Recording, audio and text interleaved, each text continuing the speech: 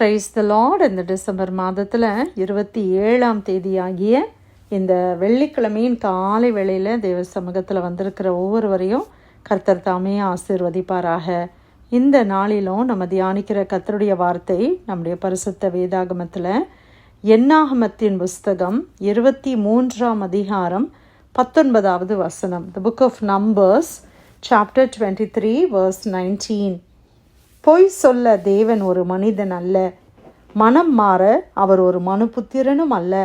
அவர் சொல்லியும் செய்யாதிருப்பாரா, அவர் வசனித்தும் நிறைவேற்றாதிருப்பாரா. ஆமென். இந்த காலை வேளையில் கர்த்தர் நம்ம கொடுத்த இந்த நல்ல வார்த்தைக்காய் கர்த்தரை ஸ்தோத்திரிக்கலாமா? ஒருவேளை வருடத்தின் கடைசி நாட்களுக்குள்ளே நம்ம வந்திருக்கிறோம். இன்னும் ஒரு ஃபியூ டேஸில் இந்த 2024 நம்ம முடித்து 2025வது ஆண்டுக்குள்ளே நம்ம பிரவேசிக்க போகிறோம். இந்த நேரங்களில் பிரியமானவர்களே, ஆண்டவர் எனக்கு இந்த வாக்குத்தத்தம் கொடுத்தாங்களே, இந்த வருடத்திலாவது இது நடக்கும் என்று எதிர்பார்த்தேனே, அது நடக்கவில்லையே என்று சொல்லி நம்ம சோர்ந்து போனவர்களாய், நம்ம விதாய்த்து போனவர்களாய் காணப்படுகிறோமா? கர்த்தருடைய வார்த்தையில் இன்னைக்கு நம்ம வாசித்தது போல, தேவன் பொய் சொல்வதற்கு அவர் மனிதன் அல்ல. தேவன் ஒரு மனிதன் அல்ல. நாம் மனிதர்கள் நிறைய நேரங்களில் நம்ம ஒரு காரியத்தை சொல்லுகிறோம், அதை செய்யாமல் நம்ம பொய் தவறி விடுகிறோம். நம்ம ஒரு காரியத்தை சொல்லிட்டு அதை செய்யலைன்னா அது பொய். அப்படி தானே? பொய்னா என்னது? உண்மைக்கு மாறானது பொய். உண்மையை பேசாமல் நம்ம ஒரு பொய்யை, இல்லாத ஒன்றை நம்ம சொல்கிறதுன்றது பொய். தேவன் அப்படிப்பட்டவர் அல்ல. தேவன் மனிதன் அல்ல பொய் சொல்வதற்கு. ஆண்டவர் பொய் சொல்ல மாட்டார். அவர் சத்தியமுள்ள தேவன். அவரே சத்தியம் என்று சொல்லியிருக்கிறார். அவர் எப்படி பொய் சொல்ல முடியும்? அவர் மனம் மாற அவர் ஒரு மனுபுத்திரனும் அல்ல. இன்னைக்கு நம்ம மனது மாறுகிறது.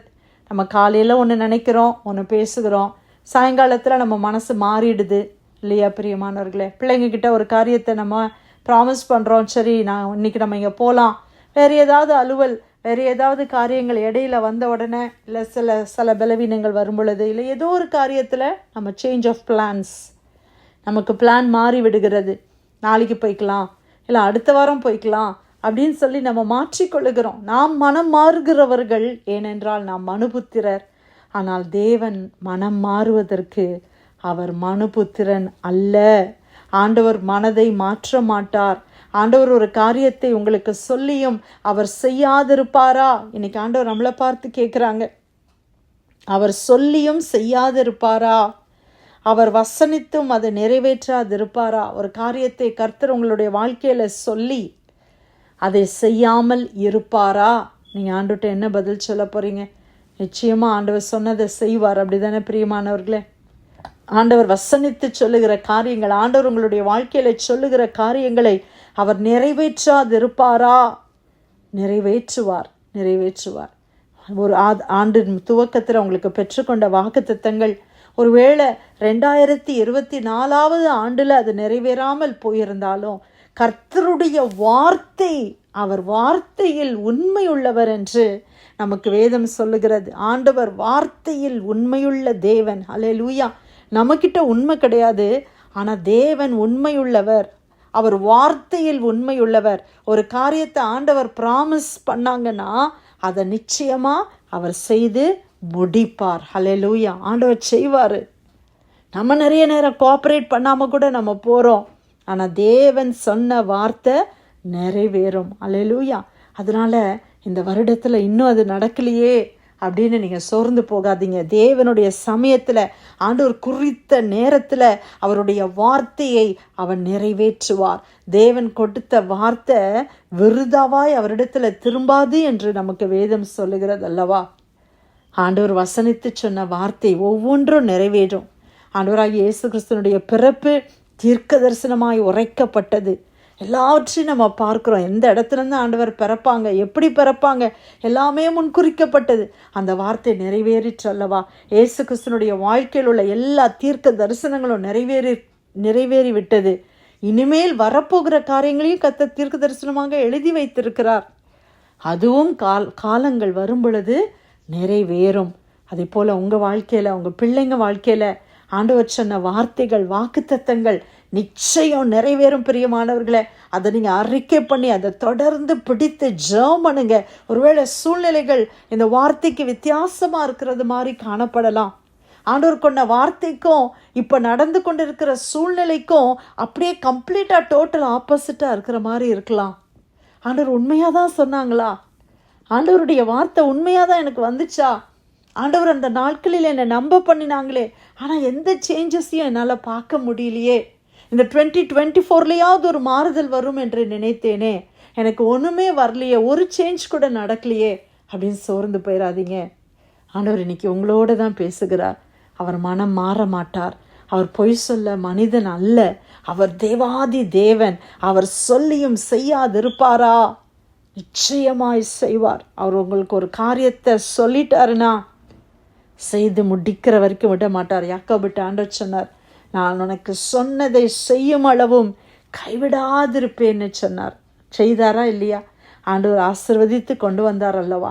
ஆண்டவருடைய வாக்குத்தத்தங்கள் நிறைவேறும் பிரியமானவர்களே.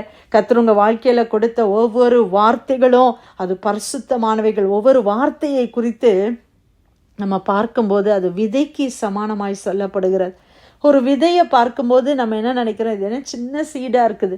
ஆனால் அது நீங்கள் அப்படியே சாயிலில் போட்டு அது நல்லா நம்ம தண்ணி ஊற்றி அதை பராமரிக்கும் போது ஏற்ற சமயத்தில் அது முளைத்து எழும்புகிறது அல்லவா? அதே போல தான் தேவனுடைய வார்த்தை ஒரு விதைக்கு சமம். அதில் ஜீவன் இருக்குது. அந்த வார்த்தையில் ஆண்டவர் கிரியை செய்வார். அந்த வசனம் நிறைவேறும். ஹல்லேலூயா. அந்த வசனத்தின்படி கர்த்தர் காரியங்களை மாற்றி அமைப்பார். ஆண்டவருடைய வார்த்தையில் யாக்கோபு 1ஆம் அதிகாரத்தில் நம்ம வாசிக்கிறோம், நன்மையான எந்த ஈவும் பூரணமான எந்த வரமும் பரத்திலிருந்து உண்டாகி ஜோதிகளின் பிதாவினிடத்திலிருந்து இறங்கி வருகிறது. அவரிடத்தில் யாதொரு மாறுதலும் யாதொரு வேற்றுமையின் நிழல் கூட கிடையாது. வேரியேஷன் ஆஃப் ஷேடோ கூட ஆண்டவர்கிட்ட கிடையாது. ஷேடோ ஆஃப் டேர்னிங்ன்றதே கிடையாது. அவருடைய வேற்றுமை என்பதனுடைய நிழல் கூட கர்த்தரிடத்தில் இல்லை. அவர் சொன்னதை நிறைவேற்றுவார். செய்து முடிக்கிற தேவன். அல்லேலூயா. கர்த்தர் எனக்காக யாவையும் செய்து முடிப்பார். இன்னைக்கு நம்மெல்லாம் பேச்சில் ரொம்ப திறமைசாலிகளாக இருப்போம்.